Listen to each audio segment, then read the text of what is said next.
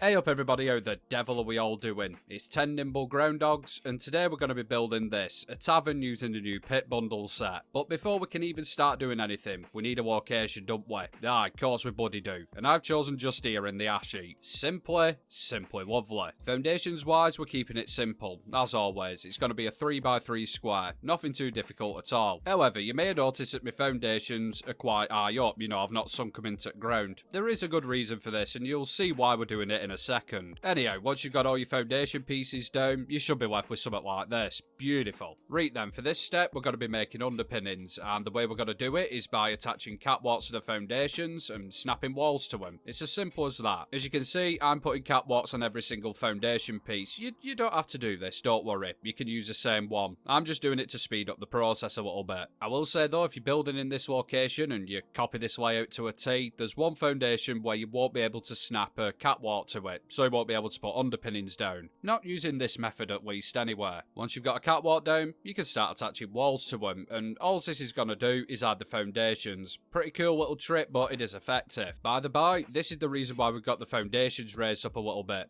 If they're too low into the ground, you won't be able to use this trick, so yeah, just bear that in mind if you want to have a crack at it. Another thing to note, the walls can be quite difficult to, slot into place. They're not supposed to go there, but just keep having a little bit of a fiddle and you will get there eventually, don't worry. And just another little FYI while we're at it, the walls will always face wallpaper side outwards, so again, just bear that in mind as well. By now, you should have all your underpinnings in place. You have? That's absolutely fantastic news. Beautiful. We can move on to the next step. This bit's actually really easy. We're going to be placing our walls down, but they're going to be facing the opposite way around, like our underpinnings. We like continuity on this channel. Anyway, on the Pitt bundle set, you have a couple of options. We're going to be using the covered windows with a little canopy over them. Yeah, I think that's the right word. But we want to use a set which has the metal mesh on the back of it. That way, when we put our walls down the wrong way round, we're not going to have a canopy inside of the building. Does that make sense? Yeah, of course it does. Once you've found that wall piece, just go around and place them down. Obviously, mix and match it up with some solid walls as well if you want to. Anyhow, while we're here and we've got a few spare minutes, we may as well do a mini review on this build set I'm using. Now, like I said before, this is from the Pitt bundle. It's not something you can buy in the Atomic shop, and it's £25, so it is, rather spicy. The only reason that I've purchased this is thanks to you fantastic subscribers and your super chats. Thank you very much. It is actually a really nice looking build set. I'm not a fan of the big spikes on the roof pieces that you'll see in a couple of minutes, but apart from that, yeah, it's top notch. And you don't just get the build set in the bundle, you get a Trog plushie, you get some power armor paint, a fusion core recharger, there's a couple of things. Is it worth 25 quid though?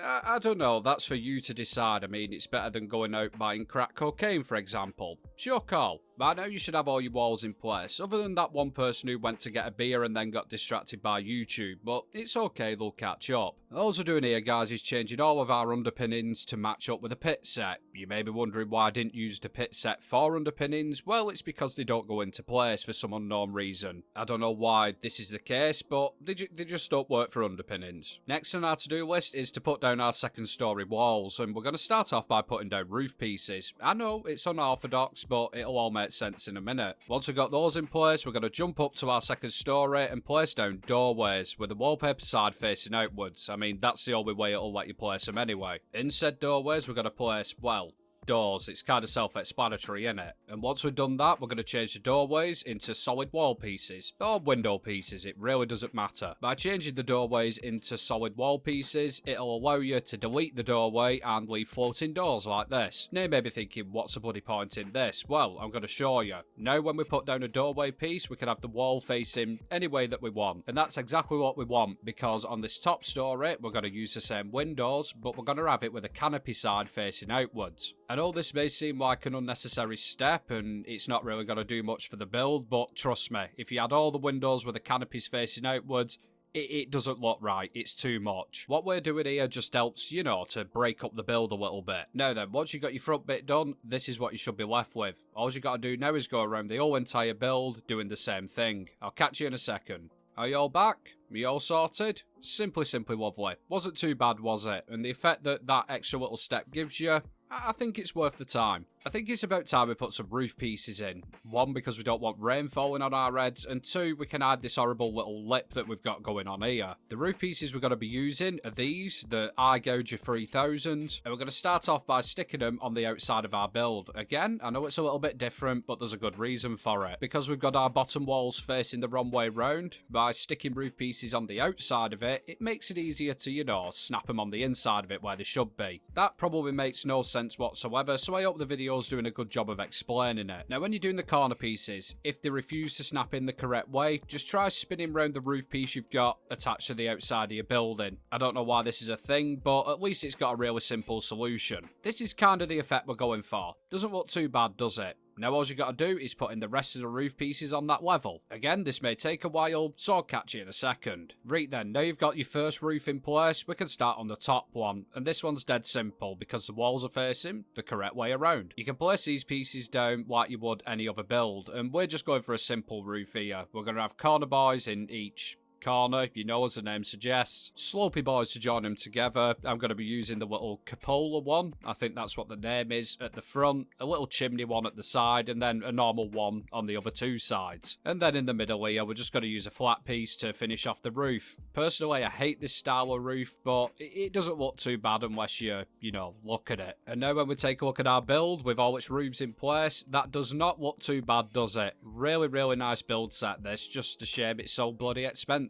One thing it is missing though is a sign, and I've been wanting a pub sign for bloody ages, and now we finally got one. It does say the Wildwood Tavern on it, but yeah, we'll gloss over that. Now you may notice I've just changed our spiky boards into normal pieces. That's just so we can get the sign on easier. So yeah, let's just plonk this down here, make sure everything's straight. Simply lovely. Suits you, sir. When you finally got it all lined up and you're happy with it, change your roof pieces back to the spiky variant, and Bob's your uncle, Fanny is your aunt. One glaring problem we do have is the fact we can't enter our tavern. As you can see here, you just bounce against it like a fly trying to escape from your house. Oh dear, what we're gonna do? Well guys, this has actually got a really simple solution. You're gonna destroy the underpinning with a flamethrower trap like so, snap down the stairs of your choice onto the foundation, repair the destroyed wall piece, and with any luck you should be able to walk through door. Absolutely fantastic. Now it's time to do a little bit of tidying up. On this foundation here where we couldn't get underpinnings down, I'm going to use my old favourite,